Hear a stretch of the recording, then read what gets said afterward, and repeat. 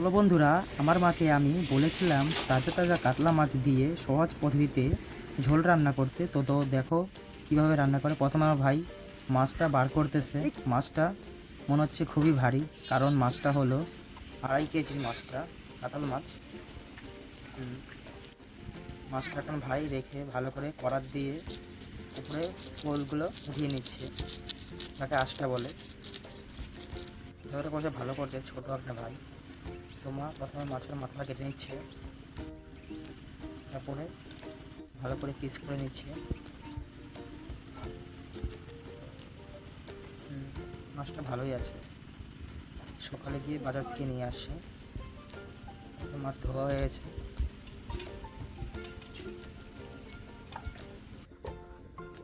মা এখন ঝিঙে কেটে নিচ্ছে, ঝিঙে এবং আলু দিয়ে রান্না হবে।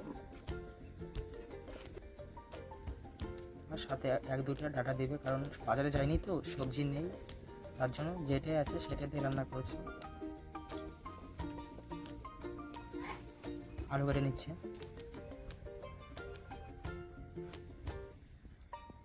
কাটা হয়ে গেলে জল দিয়ে ধুয়ে নেবে। ধোয়া গেলে এটা থালে উঠিয়ে নিচ্ছে।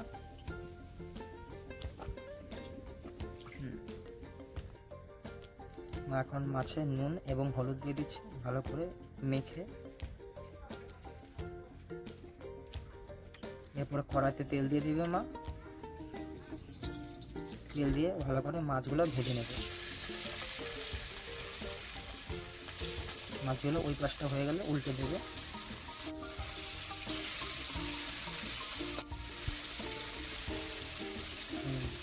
ভালো হয়ে গেছে প্রায়, মা এখন উঠিয়ে নেবে। কাতল মাছ তো মা এখন লঙ্কাগুলো মোটা ছাড়িয়ে ধুয়ে নিয়েছে। এখন হলুদ নুন দিয়ে ঝিঙে আলুটা ভেজে নিচ্ছে, আর সাথে ডাঁটাও আছে। তার সাথে মা লঙ্কা বেটে নেবে, কারণ একটু সাহায্য হবে। আর বেটে রাখো ওটা হয়ে গেছে, এবং এক সাইডে সবজিটা ভাজা হয়ে গেছে। এখন কড়াইতে তেল দিয়ে জিরো ফোড়ন দিয়ে দিয়েছে, এবং কাঁচা লঙ্কা ভেজে নিয়ে হলুদ নুন দিয়ে ভালো করে সবজিটা কষিয়ে নিচ্ছে। এরপরে আমরা জল দিয়ে দিই, ঝোলটা ফুটে গেলে তারপরে আমার মাছগুলো দিয়ে দিচ্ছে। কাতল মাছ খুবই ভালো, রুই মাছের মতো না, পিসগুলো ছোট বড় ফুলে যাবে।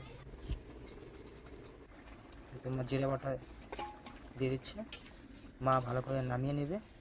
তো তোমরা এরকমভাবে বানিয়ে খাবো, খুব ভালো লাগবে। লাইক কমেন্ট শেয়ার করবে ভিডিও।